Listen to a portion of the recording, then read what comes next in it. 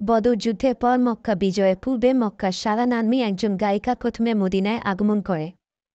রাসূলুল্লাহ সাল্লাল্লাহু আলাইহি ওয়াসাল্লাম তাকে জিজ্ঞাসা করেন, তুমি কি হিজরত করে মদিনায় এসেছ? সে বলল না।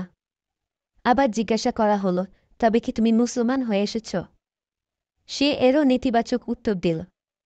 রাসূলুল্লাহ বললেন, তাহলে কি উদ্দেশ্যে আগমন করেছ? সে বলল, আপনারা মক্কার সম্ভ্রান্ত পরিবারের লোক ছিলেন।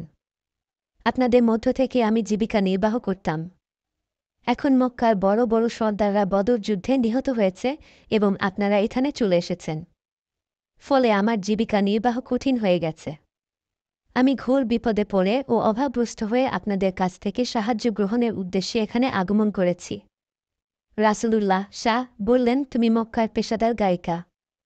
মক্কার সেই যুবকরা কোথায় গেল, যারা তোমার গানে মুগ্ধ হয়ে টাকা পয়সার বৃষ্টি বর্ষণ করত? সে বলল, বদর যুদ্ধের পর তাদের উৎসব পর্ব ও গান বাজনার জৌলুস খতম হয়ে গেছে। এ পর্যন্ত কেউ আমাকে আমন্ত্রণ জানায়নি। অতঃপর রাসূলুল্লাহ সাল্লাল্লাহু আলাইহি ওয়াসাল্লাম আব্দুল মুত্তালিব বংশের লোকগণকে তাকে সাহায্য করার জন্য উৎসাহ দিলেন। তারা তাকে নগদ টাকা পয়সা, পোশাক পরিচ্ছেদ ইত্যাদি দিয়ে বিদায় দিল। এটা তখনকার কথা, যখন মক্কার কাফেররা হুদায়বিয়ার সন্ধি চুক্তি ভঙ্গ করেছিল এবং রাসূলুল্লাহ সাল্লাল্লাহু আলাইহি ওয়াসাল্লাম কাফেরদের বিরুদ্ধে অভিযান পরিচালনার ইচ্ছায় গোপনে প্রস্তুতি নিচ্ছিলেন। তার আন্তরিক আকাঙ্ক্ষা ছিল যে এই গোপন তথ্য পূর্বাহ্নে মক্কাবাসীদের কাছে ফাঁস না হোক। এদিকে সর্বপ্রথম হিজরতকারীদের মধ্যে একজন সাহাবী ছিলেন হাতেব ইবনে আবি বালতা। তিনি ছিলেন ইয়েমেনি বংশোদ্ভূত এবং মক্কায় এসে বসবাস অবলম্বন করেছিলেন। মক্কায় তার সর্বত্র বলতে কেউ ছিল না। মক্কায় বসবাসকালেই মুসলমান হয়ে মদিনায় হিজরত করেছিলেন।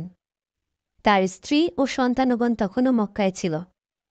রাসূলুল্লাহ সাল্লাল্লাহু আলাইহি ওয়াসাল্লাম ও অনেক সাহাবীগণ হিজরতের পর মক্কায় বসবাসকারী মুসলমানদের উপর কাফেররা নির্যাতন চালাত এবং তাদেরকে উত্ত্যক্ত করত।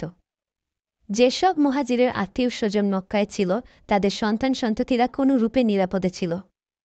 হাতেব ইবনে আবি বালতা তা চিন্তা করলেন যে তার সন্তান সন্ততিকে শত্রুর নির্যাতন থেকে বাঁচিয়ে রাখার কেউ নেই। অতএব মক্কাবাসীদের প্রতি কিছু অনুগ্রহ প্রদর্শন করলে তারা হয়তো তার সন্তানদের উপর জুলুম করবে না। তাই গায়িকার মক্কা গমনকে তিনি একটি সুবর্ণ সুযোগ হিসেবে গ্রহণ করলেন। হাতেব স্বস্থানে নিশ্চিত বিশ্বাসী ছিলেন যে রাসূলুল্লাহ সাল্লাল্লাহু আলাইহি ওয়াসাল্লামকে আল্লাহ তাআলা বিজয় দান করবেন। এই তথ্য ফাঁস করে দিলে তার কিংবা ইসলামের কোনো ক্ষতি হবে না। তিনি ভাবলেন, আমি যদি পত্র লিখে মক্কার কাফেরদেরকে জানিয়ে দেই যে রাসূলুল্লাহ তোমাদের বিরুদ্ধে অভিযান পরিচালনা করার ইচ্ছা রাখেন, তবে আমার ছেলে মেয়েদের হেফাজত হয়ে যাবে। সুতরাং হাতেব এই ভুলটি করে ফেললেন এবং মক্কাবাসীদের নামে একটি পত্র লিখে গায়িকা সারার হাতে সুপর্দ করলেন।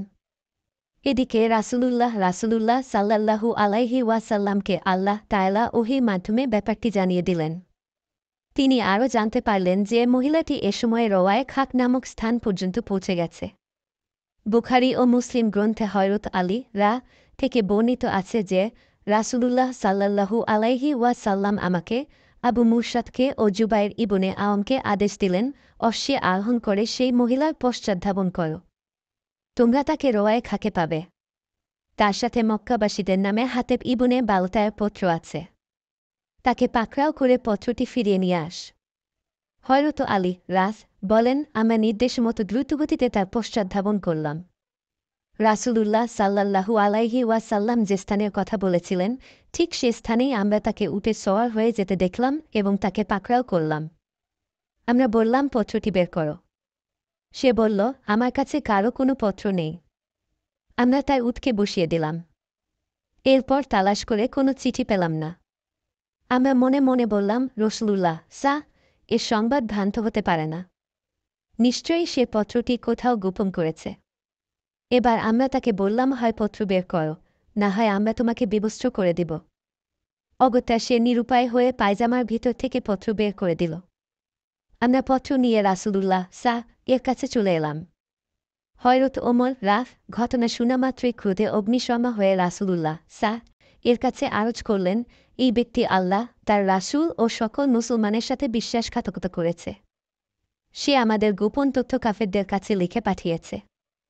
অতএব অনুমতি দিন, আমি তার গর্দান উড়িয়ে দেব। রাসূলুল্লাহ হাতেবকে ডেকে এনে জিজ্ঞাসা করলেন, তোমাকে এই কাণ্ড করতে কিসে উদ্বুদ্ধ করল? হাতেব আরজ করলেন, ইয়া রাসূলুল্লাহ, আমার ঈমানে এখনও কোনো তফাত হয়নি। ব্যাপার এই যে, আমি ভাবলাম, আমি যদি মক্কাবাসীদের প্রতি একটু অনুগ্রহ প্রদর্শন করি তবে তারা আমার বাচ্চাদের কোনো ক্ষতি করবে না। আমি ব্যতীত অন্য কোনো মুহাজির এরূপ নেই, যার স্বগোত্রের লোক মক্কায় বিদ্যমান নেই।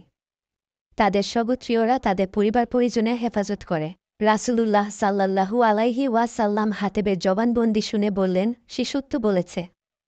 অতএব তার ব্যাপারে তোমরা ভালো ছাড়া মন্দ বলো না। হযরত ওমর ঈমানের জোশে নিজ বাক্যের পুনরাবৃত্তি করলেন এবং তাকে হত্যা করার অনুমতি চাইলেন।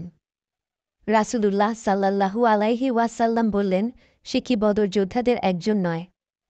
আল্লাহ তাআলা বদর যোদ্ধাদেরকে ক্ষমা করার ও তাদের জন্য জান্নাতের ঘোষণা দিয়েছেন।